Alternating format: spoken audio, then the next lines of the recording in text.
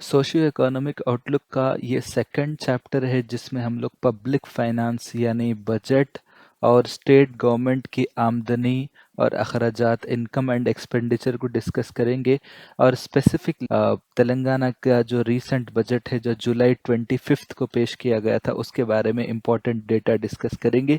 ये वीडियो आपको ग्रुप 2 और ग्रुप 3 दोनों के लिए बहुत ज़्यादा इम्पोर्टेंट होने वाला है, तो आपसे गुजारिश है कि इस वीडियो को लास्ट तक ज़रूर देखिए। और जो भी लोग वीडियो देख रहे हैं उनसे गुजारिश है कि अगर आपको ये वीडियो इम्पोर्टेंट लगे तो ज़रूर वहाँ पे लाइक बटन या कमेंट बटन के ज़रिए अपनी जो राय है वो ज़रूर दीजिए। तो ये बजट 25 जुलाई को पेश किया गया था। इससे पहले लोकसभा इलेक्शन से पहले भी स्टेट गवर्नमेंट की तरफ से एक बजट पेश किया गया था जिसको वोट ऑन अकाउंट बजट कहा जाता। वो एक छोटा सा बजट था जो कि इलेक्शन के रिजल्ट आने तक के लिए एक एस्टिमेशन के तौर पे पेश किया गया था, क्योंकि स्टेट गवर्नमेंट ये बोली कि भाई चूंकि हमारे पास तो फुल गवर्नमेंट है लेकिन सेंट्रल गवर्नमेंट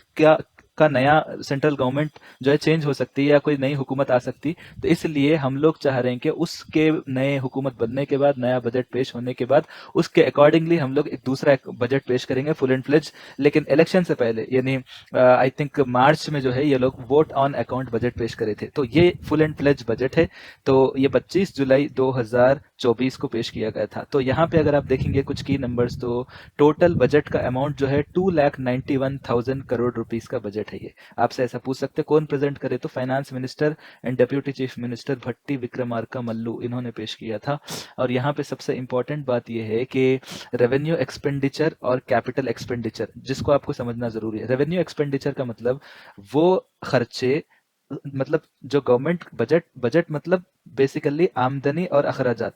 ठीक है, यहाँ पे आमदनी का जिक्र होता है कि कहाँ से पैसा आने वाला है और कहाँ खर्च करने वाले हैं। तो हम अगर खर्च की बात करेंगे तो रेवेन्यू एक्सपेंडिचर, दूसरा जो है कैपिटल एक्सपेंडिचर। तो जैसा हम अपनी जिंदगी में भी देखेंगे तो पता चलता कि आपके पास जो भी इनकम आता है आप या तो दो तरीकों से खर्चा कर सकते हैं। रेवेन्यू एक्सपेंडिचर मतलब आपकी जिंदगी में रोजमर्रा के गाड़ी का पेट्रोल है या घर का राशन है या किराने का सामान है वगैरह। कैपिटल एक्सपेंडिचर मतलब वो खर्चा जो आगे चल के आपके लिए एक एसेट बन सकता है। मिसाल के तौर पे आप कोई घर बना रहे, उसका ईएमआई पे कर रहे हैं या घर घर के लिए पैसा जमा कर रहे हैं, तो वो कैपिटल एक्सपेंडिचर। तो स्टेट गवर्नमेंट का भी किस तरह से रेवेन्यू एक्सपेंडिचर में ये रहता कि जो सैलरीज देना है एम्प्लॉयज के, वेलफेयर जैसा पेंशन वगैरह देना है या मेंटेनेंस के खर्चे रहते, ये इससे कोई असेट जनरेट नहीं होता। ठीक है, गवर्नमेंट को कोई कोई वो एक असेट बनता नहीं, कोई असासा नहीं बनता। लेकिन कैपिटल एक्सपेंडिचर मतलब जैसा कि कोई प्रोजेक्ट्स रहते, इरिगेशन के प्रोजेक्ट्स हो सकते या सड़कें हो सकती या बिल्डिंग्स जो हो सकते, स्कूल के बिल्डिंग्स बनते या कलेक्टरेट के बिल्डिंग्स बनते, तो इस तरह से। तो यहाँ पे अगर आप देखेंगे तो 2,91,000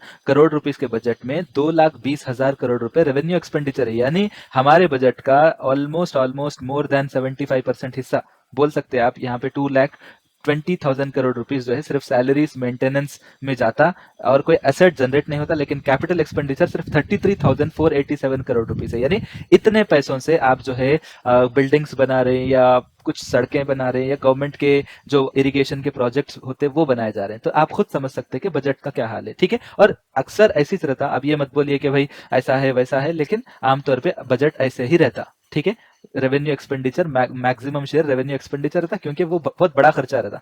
मिसाल के तौर पे हमारी जिंदगी में भी सबसे बड़ा खर्चा किसका रहता, डे टू डे एक्सपेंसेस का ही रहता। कई लोग ऐसे रहते 1%, 1 रुपया 100 रुपए में 1 रुपया भी जो है कैपिटल एक्सपेंडिचर नहीं रहता। तो ऐसा होता, ये कॉमन बात है। ठीक है, अब यहाँ पे एक सबसे इंपॉर्टेंट बात यह है कि गवर्नमेंट बोल रही कि भाई 2,91,000 करोड़ रुपीस में से हमारे पास कुछ पैसे कम पड़ रहे। कितने पैसे कम पड़ रहे? जो कर्जा लेके गवर्नमेंट चलाने वाली है 62,112, इतने करोड़ रुपीस जो है कर्जा लेके, मतलब इतने 2,91,000 करोड़ रुपीस में से हम लोग जो है जो प्लान है गवर्नमेंट के वो सब पूरा करने के लिए हमको 62,112 करोड़ रुपीस का कर्जा भी लेना पड़ेगा। ठीक है, तो और एक चीज ये है कि ये एक साल के दौरान हम लोग 17,101 करोड़ रुपए का जो प्रीवियस जो कर्जा था गवर्नमेंट के ऊपर, तेलंगाना स्टेट गवर्नमेंट के ऊपर, ये कर्जा भी अदा करेंगे। तो सवाल आप देखिए कि हम जो है कर्जा अदा ले रहे हैं कितना, 62,000 का कर्जा ले रहे हैं और पेमेंट कितना कर रहे हैं उसका, नॉट इवन 1/3, उतना भी हम लोग पेमेंट नहीं कर रहे। तो एक तरह से हमारा स्टेट जो है जो भी प्लान के अकॉर्डिंग है वो डेप्ट बर्डन की तरफ जा रहा है, यानी कर्जों में लुत्फुत होने जा रहा है। ठीक है, आप तो मालूम है, पूरा बोल दिया मैं आपको। तो यहाँ पे मैं एक इम्पॉर्टेंट बात ये बताना चाह रहा हूँ, पिछले 5 साल का यहाँ पे डेटा है आपके पास। 2020-21 में 1,80,000 करोड़ रुपए का बजट था। अच्छा, इतना कम क्यों है बोले तो ये कोविड की वजह से जो है गवर्नमेंट की आमदनी कम हो गई, तो बोले भाई हम इससे ज्यादा खर्चा भी नहीं कर सकते, आने वाला भी नहीं है पैसा। उसके बाद जो है 2021-22 का जो बजट है 2,30,000 करोड़ रुपए। फिर उसके बाद 2022 और 23 का जो बजट है ये 1,93,000 का बजट है। फिर इसी तरह 23-24 का बजट 2,90,000 करोड़ रुपए का। फिर उसके बाद 24-25 का जो है अभी जो जो ये प्रेजेंट करे 2,91,159 करोड़ रुपीस का। ठीक है, तो यहाँ पे आप डिटेल भी देख सकते हैं कि रेवेन्यू एंड एक्सपेंडिचर, ठीक है, तो आमदनी और अखराजात के तफसीलात आपके सामने यहाँ पे मौजूद है, आप अच्छे से इसको देख सकते हैं। यहाँ पे तो यहाँ पे जो भी आमदनी आ रही उसमें जो है ज्यादातर हिस्सा जो है स्टेट गवर्नमेंट के टैक्सेस और ड्यूटीज, यानी मेजोरिटी ऑफ द स्टेट जो है जिसको SOTR बोलते, तो जो स्टेट ओन टैक्स रेवेन्यू जिसको बोलते हैं वो जो है 1,38,181 करोड़ रुपीस का है। ठीक है, और कुछ पैसे गवर्नमेंट को इंटरेस्ट के जरिए से भी आ रहे, वो जो है 712 करोड़ रुपीस है। और नॉन टैक्स रेवेन्यू मतलब यह है कि जो गवर्नमेंट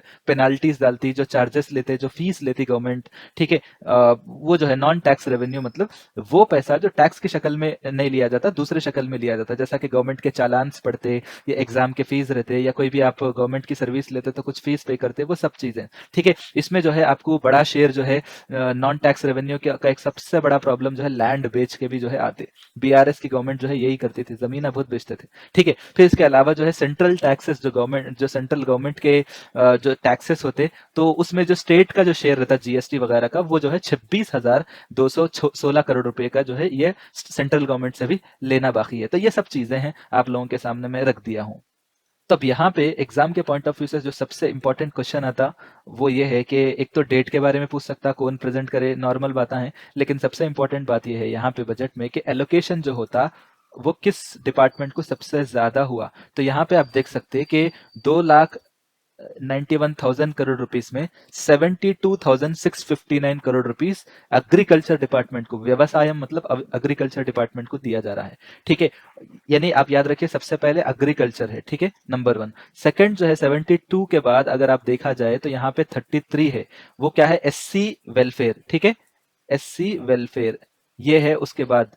और उसके बाद अगर आप देखेंगे तो यहाँ पे 22 है, ठीक है, 22,000 जो है ये इरिगेशन डिपार्टमेंट। ठीक है, इरिगेशन डिपार्टमेंट। और सॉरी यहाँ पे सॉरी सॉरी सॉरी, तो SC वेलफेयर के लिए जो है 33 है। उसके बाद जो है यहाँ पे ग्रामीण अभिवृद्धि मतलब जो अपना पंचायत राज डिपार्टमेंट, और मतलब दोनों है यहाँ, पंचायत राज एंड रूरल वेलफेयर डेवलपमेंट। ठीक है, रूरल डेवलपमेंट डिपार्टमेंट। ठीक है, सॉरी यहाँ पे मैं इसको मिटा देता हूँ मैं।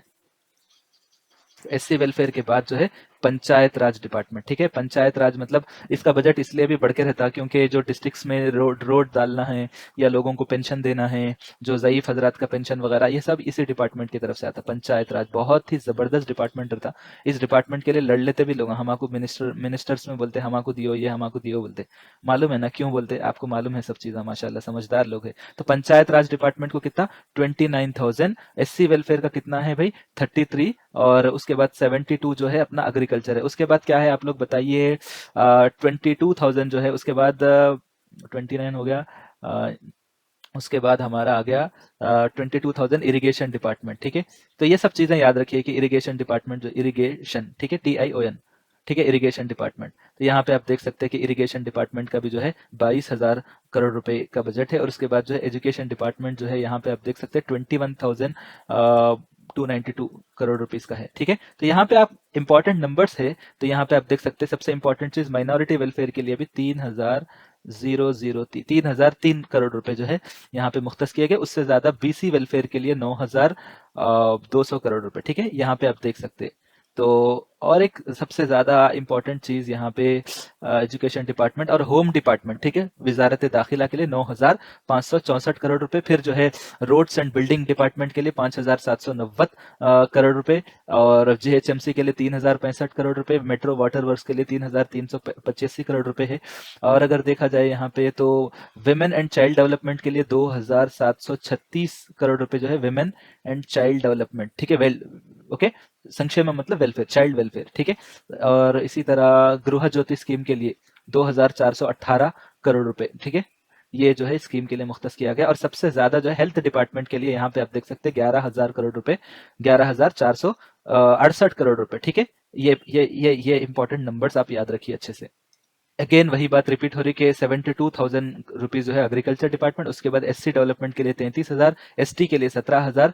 तो ये चार मतलब फार्मर, ठीक है, एससी एसटी के लिए टोटल मिला के 1,22,000 करोड़ रुपए, ये तीन लोगों के लिए मतलब जो टोटल जो सेक्टर्स हैं इनके लिए ही 1,22,000 करोड़ रुपए यहाँ पे हो गए। उसके बाद जो भारी बजट है रूरल डेवलपमेंट का 29,000 करोड़ रुपए, और उसके बाद इरिगेशन डिपार्टमेंट, उसके बाद education sector, energy department, health sector. यहाँ पे आप वही बातें थोड़ा सा मैं तफसील से इंग्लिश में भी ऐड कर दिया, लोग बोलेंगे तेलुगु नहीं आती, तो इसलिए मैं यहाँ पे उसको ऐड कर दिया। तो इस बजट में एक इंपॉर्टेंट बात यह कही गई कि हमारे पास फिस्कल डेफिसिट जो रहता ये 49,255 करोड़ रुपीस। तो फिस्कल डेफिसिट का मतलब यह है कि जब आपकी आमदनी से भी ज्यादा अखराजात हैं तो जो डेफिसिट होता है, फिस्कल डेफिसिट मतलब माली खसारा, तो ये कितना है? मिसाल के तौर पे आपकी आमदनी 20,000 रुपए है लेकिन आपके खर्चे 23,000 रुपए है, ठीक है, तो 3,000 रुपए आपका फिस्कल डेफिसिट रहता, ठीक है, वो कुछ भी रीजन हो सकता है। तो हमारा फिस्कल डेफिसिट 49,255 करोड़, और प्राइमरी डेफिसिट, इसमें भी जो प्राइमरी जो बुनियादी है वो 31,525 करोड़ रुपीस है, ठीक है। अब यहाँ पे जो टैक्स रेवेन्यू है जो टैक्स की शक्ल में गवर्नमेंट को आता है वो 1,38,000 करोड़ रुपीस है, और नॉन टैक्स रेवेन्यू जैसा मैं आपको बताया वो जो है ये है सेंट्रल गवर्नमेंट की तरफ से कितने ग्रांट्स आ सकते, और कमोडिटी टैक्स के शक्ल में जो है गवर्नमेंट को जो है स्टेट गवर्नमेंट को कितने पैसे आ सकते हैं, यहाँ पे पूरे तफसीलात मौजूद हैं। तो यहाँ पे आप पूछ सकते हैं कमोडिटी टैक्स मतलब जो स्टेट गवर्नमेंट की तरफ से जो पास कमोडिटीज रहते हैं, जो चीजें रहती है उस पर टैक्स लगा, जैसा शराब पे टैक्स जो लगाते हैं वो कमोडिटी टैक्स में आता है। ये यूजुअली जो है कमर्शियल टैक्स डिपार्टमेंट की तरफ से इसको कलेक्ट किया जाता है, ठीक है। तो आपको तो मालूम है वो जीएसटी के दायरे में नहीं आता, बल्कि उसका एक अलग टैक्स रहता है, ठीक है। कमोडिटी टैक्स जो है स्टेट गवर्नमेंट की तरफ से शराब और भी दूसरी चीजें रहती है उन सब पे आयद किया जाता है। तो उसकी आमदनी अगर देखेंगे तो ऐसा पूरे मिला के जो है टोटल इस मरतबा 68,273 करोड़ रुपए है। तो इस बजट के स्पीच में सबसे अहम बातें कुछ हैं वो मैं आपको बताऊंगा कि पहला जो 10 साल में साल 2014 में 14-15 का जो बजट था वो 1,637 करोड़ रुपए का था, और आज हमारा बजट 2,91,159 करोड़ रुपए का हो गया। ये ग्रोथ है। इसी दौरान हमारा जो पर कैपिटा इनकम है यानी फीकस आमदनी जो रहती, एक शख्स की जो आमदनी रहती, वो साल 2014 में 1,24,104 रुपए था, और आज जो है ये 3,47,299 रुपए है, ठीक है। इसको अगर मैं पर मंथ देखा जाए तो तेलंगाना के टोटल जीएसडीपी में से अगर उसको डिवाइड करेंगे तो हर शख्स की आमदनी तकरीबन हर महीने 29,000 रुपए कमोबेश, अगर आप, मेरा एक अंदाजा बता रहा हूँ, सालाना 3,47,000 बोले तो 29,000 30,000 के बीच में रहता है। मैं एक अंदाजा लगा रहा हूँ क्योंकि मैं भी कॉर्पोरेट कंपनी में जॉब करता हूँ, तो उस हिसाब से एक अंदाजा बोल रहा हूँ मैं। इतना सालाना इतना तो महीने को इतना हो सकता है, ठीक है। अगर आपको एग्जैक्ट कैलकुलेशन मालूम है तो कमेंट में कर दीजिए। तो यहाँ पे खास बात यह है कि जो नेशनल जो कंपैरिजन है पर कैपिटा इनकम का, तो नेशनल लेवल पे पर कैपिटा इनकम 1,83,236 रुपए है, लेकिन तेलंगाना का per capita income national average से भी बहुत ज्यादा है, ठीक है। अब यहाँ पे क्या है कि कितना ज्यादा है, 1,64,063 रुपए का इजाफा है। लेकिन एक सबसे इंपॉर्टेंट बात यह है पर कैपिटा इनकम ही, पर यहाँ पे जो बजट के स्पीच में जो फाइनेंस मिनिस्टर मल्लू भट्टी विक्रमार्का बोले थे कि हमारे पास का सबसे बड़ा प्रॉब्लम ये है कि हमारा एक तेलंगाना स्टेट है, ये एक तेलंगाना स्टेट है, लेकिन हम क्या कर रहे हैं कि पूरी आमदनी को पूरे पॉपुलेशन में डिवाइड कर दिए तो पर कैपिटा इनकम तो निकल रहा, लेकिन एक सबसे बड़ा क्या है, इनकम डिस्पैरिटी है, मतलब आमदनी में मसावत नहीं है, बराबरी नहीं है। मिसाल के तौर पर रंगारेड्डी डिस्ट्रिक्ट का पर कैपिटा इनकम देखा जाए तो 9,46,862 करोड़ रुपए 862 रुपए है, मतलब एक जित टोटल रंगारेड्डी का जो इनकम है इसको अगर रंगारेड्डी के पॉपुलेशन में डिवाइड करेंगे तो एक शख्स की आमदनी 9,46,862, क्या इतना है रंगारेड्डी डिस्ट्रिक्ट में जो लोग रहते, ठीक है। लेकिन विकाराबाद में जो है इतना अगर डिवाइड करेंगे रंगारेड्डी डिस्ट्रिक्ट के इनकम को पॉपुलेशन में डिवाइड करेंगे इतना है, लेकिन विकाराबाद डिस्ट्रिक्ट का पर कैपिटा इनकम सबसे कम है, क्योंकि यहाँ पे वहां विकाराबाद डिस्ट्रिक्ट की आमदनी को पॉपुलेशन में कन्वर्ट करेंगे, डिवाइड करेंगे तो 1,80,241 रुपए हो रहे। तो बताना ये चाह रहे हैं यहाँ के फाइनेंस मिनिस्टर कि देखो साहब, खुश होने की बात नहीं है कि हमारा जो स्टेट का जो एवरेज है नेशनल एवरेज से ज्यादा है, लेकिन हमारे पास भी जो है डिस्पैरिटी बहुत ज्यादा है, बराबरी कुछ भी नहीं है। कुछ डिस्ट्रिक्ट में सबसे सबसे ज़्यादा है, कुछ डिस्ट्रिक्ट में सबसे कम है, लेकिन ये कुल मिला के स्टेट का बता रहा, लेकिन स्टेट की टोटल आमदनी 3-4 डिस्ट्रिक्ट से ही है। मिसाल के तौर पे फर्स्ट जो आता रंगारेड्डी डिस्ट्रिक्ट, दूसरा आता हैदराबाद डिस्ट्रिक्ट, तीसरा आता मेडचल मलकाजगिरी डिस्ट्रिक्ट, ठीक है, उसके बाद आता जहां तक मेरा ख्याल है संगारेड्डी डिस्ट्रिक्ट, ठीक है। ये 4 डिस्ट्रिक्ट से ही जो है जितनी आमदनी हो रही ना, जो भारी भरकम दिख के आ रहा है, वो 4 डिस्ट्रिक्टों के जरिए से ही दिख के आ रहा है। जैसा मैं अभी पहले भी बताया था कि हम लोग जो है ये साल 2024 से लेके 25 के दरमियान 31 मार्च 2025 तक हम लोग 62,112 करोड़ रुपए का कर्जा भी लेने वाले हैं और 17,000 रुपए का कर्जा वापस करने वाले हैं। तो यहाँ पे रेवेन्यू रिसिप्ट्स जो है हमारे पास, रेवेन्यू रिसिप्ट्स मतलब जो आमदनी आती डायरेक्ट गवर्नमेंट को, वो 2,21,000 करोड़ रुपए है, ठीक है। और रेवेन्यू एक्सपेंडिचर जैसा मैं आपको बताया था, रेवेन्यू एक्सपेंडिचर जो सैलरीज वगैरह में day to day operations, day to day रोजमर्रा के जो गवर्नमेंट के खर्चे रहते हैं जो किसी असासे को जनरेट नहीं करते, वो 2,20,944 करोड़ रुपए। कैपिटल एक्सपेंडिचर 33,000 करोड़ रुपए है। अब यहाँ पे ये बता रहे कि बजट स्पीच में यही बात बता रहे कि भाई देखो हमारे पास बहुत ज्यादा खर्चा है, हमारे को जो है मतलब तेलंगाना में जो है कांग्रेस की गवर्नमेंट आई थिंक दिसंबर में आई थी ना, दिसंबर 2023 में आई थी, तब से लेके हम लोग कितना कर्जा लिए, 35,118 करोड़ रुपए का कर्जा लिए, लेकिन हम पेमेंट कितना करें, 42,892 करोड़ रुपीस अदा भी करें हम। तो हम गवर्नमेंट ये बोल रही है कि भाई हम जितना लिए उससे ज्यादा पे करें, लेकिन ये पुराना साल है, माली साल, ठीक है, ये पूरा जो है वो साल की बात है। यानी आपकी गवर्नमेंट बनी दिसंबर में और ये लास्ट के जो पेमेंट्स रहते हैं हमेशा ज्यादा रहते हैं। मिसाल के तौर पे आप भी किसी को कुछ पेमेंट करना है तो लास्ट दिनों में ज्यादा करते ना, जनवरी फरवरी मार्च में करते, तो वो हिसाब है ये। आखिरी तक जो लटका के जो बीआरएस की गवर्नमेंट बोले कि भाई आप कहीं को पेमेंट करेंगे, लास्ट में करेंगे बोल के पूरे कुछ चले गए थे। अब ये लोग आने के बाद लास्ट पेमेंट करे, लेकिन यहाँ तो हमको क्लियर दिख रहा है ना कि भाई आप लेने वाले 62,000 करोड़ रुपए है, देने वाले कितने, 17,000 करोड़ रुपए देने वाले हैं, ठीक है। इसके अलावा जो है साल 2023 और 24 में जो है हमारा जो ग्रोथ रेट है वो 7.4 हो गया, उससे पहले वो 7.6 था, अब ये कम हो गया। उसकी वजह कांग्रेस की गवर्नमेंट ये बोल रही है कि भाई हमारे पास कर्जे बढ़ गए और उसके ऊपर जो है इंटरेस्ट का जो पेमेंट कर रहे, उसकी वजह से हमारा जो ग्रोथ होना है वो नहीं हो रहा, बल्कि और किसी कदर वो बात सही भी है। और एक बात यहाँ पे यह है कि हायर एजुकेशन डिपार्टमेंट मतलब टोटल एजुकेशन बजट तो मैं आपको बोल दिया, उसमें हायर एजुकेशन सेकेंडरी एजुकेशन के लिए 17,942 करोड़ रुपए मुख्तस करे और हायर एजुकेशन के लिए 3,350। अच्छा, बाज लोग ये बोल रहे कि एजुकेशन डिपार्टमेंट का बजट जो है आप जो है थोड़ा कम कर दिए, ठीक है, कितना कम कर दिए, यूजुअली इतना इतना कम कर दिए, ठीक है, इतना कम कर दिए, ठीक है। तो ये बात याद रखिए। तो यहाँ पे एक डिस्पैरिटी पैदा हो गई। ये भी बताया कि भाई एजुकेशन के बजट में भी एक तरह की डिस्पैरिटी है। मिसाल के तौर पे बजट स्पीच में हमारे फाइनेंस मिनिस्टर, जिनका ताल्लुक खुद खम्मम डिस्ट्रिक्ट से है, उन्होंने बोला यहाँ खम्मम डिस्ट्रिक्ट में 22% बच्चे जो है स्कूल में एनरोल नहीं होते, यहाँ पे वो बता हुए नहीं एनरोल, ये अफसोस की बात है। और एक सबसे इंपॉर्टेंट बात यह है कि तेलंगाना में जो अनएम्प्लॉयमेंट रेट है ये नेशनल एवरेज से भी ज्यादा है, ठीक है। और एक बात यह है कि एग्रीकल्चरल आउटपुट जो है ये 2024 में 72 लाख टन था। आउटपुट मतलब पैदावार, जो भी हम लोग जो है धान है, चावल है, आप मकई है, ये सब चीजों का जो आउटपुट है ये 72 लाख टन था, लेकिन आज जो है ये 207 लाख टन हो गया। तो ये इससे भी जो है हमारा ग्रोथ नजर आ रहा है। तो लैंड भी जो है, एग्रीकल्चरल लैंड का एक्सपेंशन भी जो है बहुत बढ़ गया। साल 2014-15 में ये 26 लाख हेक्टेयर जमीन पे खेती होती थी, अब जाके ये साल 2023 में जो है 59 लाख हेक्टेयर में जो है काश्तकारी हो रही। तो सबसे इंपॉर्टेंट बात यह हमारे उर्दू मीडियम वालों के लिए कि इस मरतबा 3,003 करोड़ रुपए जो है माइनॉरिटी वेलफेयर के लिए भी मुख्तस किया गया है। तो ये बात आप याद रखिए। इसमें 33 करोड़ रुपए रमजान के लिए भी जो है मुख्तस किया गया है, रमजान सेलिब्रेशन। हम तो बोलते कई को भाई ये सब चीज़ें, गवर्नमेंट को भी हम बोल रहे हैं एज ए एकेडमिक पर्सन, हम बोल रहे हैं हमको मत दियो ये इफ्तार पार्टियां, मत दियो हमको कपड़े, मत दियो हमको जो स्कूल्स बनाओ, हमारे लिए बेहतरीन फैसिलिटीज बनाओ, हमको टाइम पे स्कॉलरशिप दीजिए, ये इज्तिमाओं के लिए, तबलीगी जमात के इज्तिमा के लिए, ये उज्तिमा के लिए हमको पैसों की जरूरत नहीं है। बट अनफॉर्चुनेटली जो कुछ भी है हमारे को जो है नंबर्स याद रखना है, एग्जाम में सवाल आया तो जरूर जवाब देना है। Thank you so much.